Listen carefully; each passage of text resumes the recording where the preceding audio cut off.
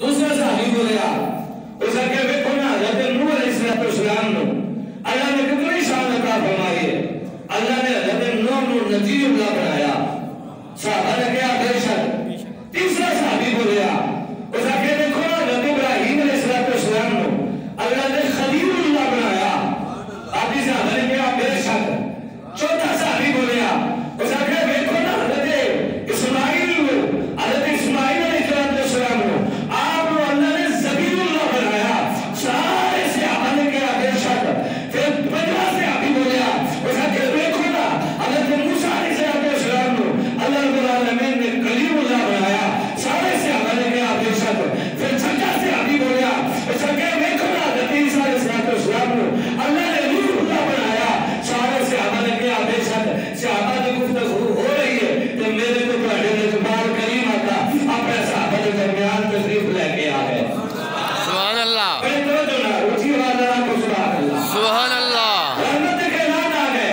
کریم آقا صلی اللہ علیہ وسلم نے اپنے صحابہ کو مخاطب فرمایا میرے غلاموں عید نہ کرنے سے اب کتنی سونے اسی سابقہ انبیاء کی شانہ بیان کر رہے ہیں. سبحان اللہ. کی شانہ بیان کر رہے سے ایک صحابی کھڑا ہو گیا ہاتھ بڑھ کے کملی والے کی بارگاہ سے آپ کا دل کملی والے اے عزیز صحابی رسول ایک ایسی حضرت آدم نے اللہ نے ذبیح اللہ بنایا. میرے پاک رسول نے فرمایا بے شک. یا رسول اللہ اس نے آپ کیا نا حضرت نوح علیہ السلام نے اللہ نے نذیر اللہ بنایا. میرے پاک نبی نے فرمایا بے شک.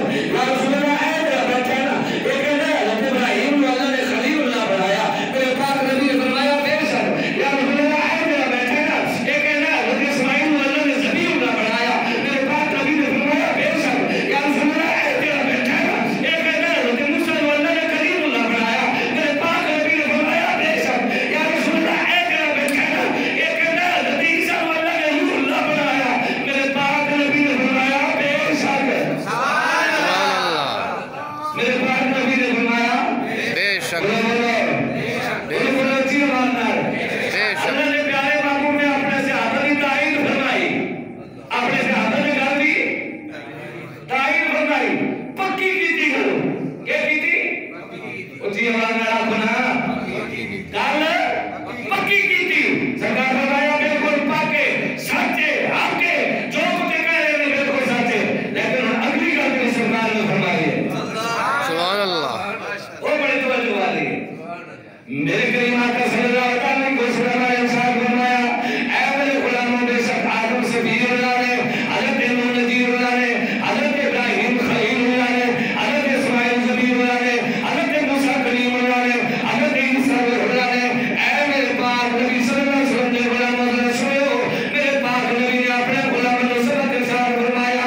میرے پاک نبی نے فرمایا میرے صحابہ بے شک اے سارے نبی شان والے ہیں اے سارے نبی مکان والے ہیں لیکن میرے غلام سنو انا حبیب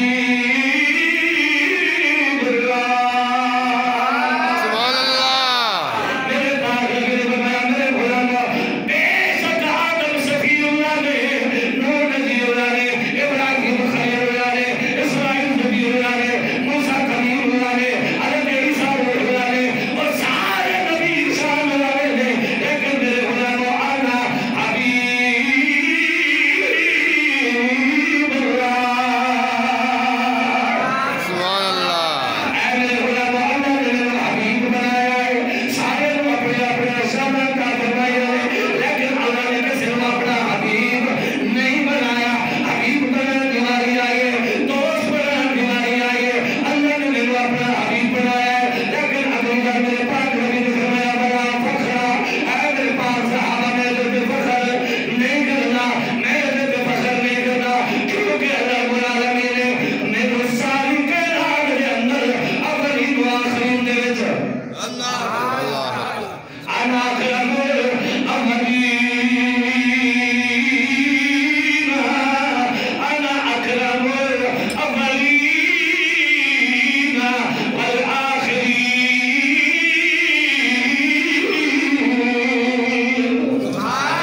اللہ رب العالمین نے اولین تے آخرین وچ سب تو زیادہ اس کا فرمایا ہے. میں حضرت فخر نہیں کرنے والا حضرت بولے مجدد دین ملت بولے آپ نے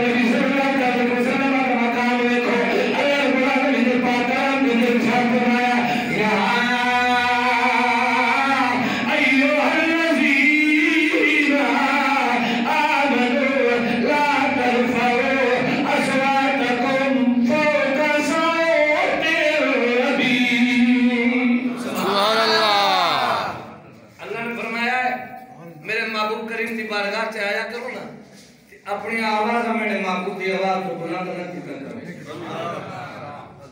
اپنی آواز میرے محبوب کی آواز کو بلند نہ کیتا کرو سرکار دے غلام حضرت ثابت بن قیس رضی اللہ تعالیٰ عنہ آپ کی قدرتی آواز اچھی ہے قدرتی احکام کا بندے عادت ہونی ہے جی یا دورہ بندہ ہوئے نا دورہ سمجھ نہیں ہونا جی ہاں تسی سارے ہالینڈ جو آئے ہو لینڈ جو آئے تو صاحب کیا پتا دورہ کیا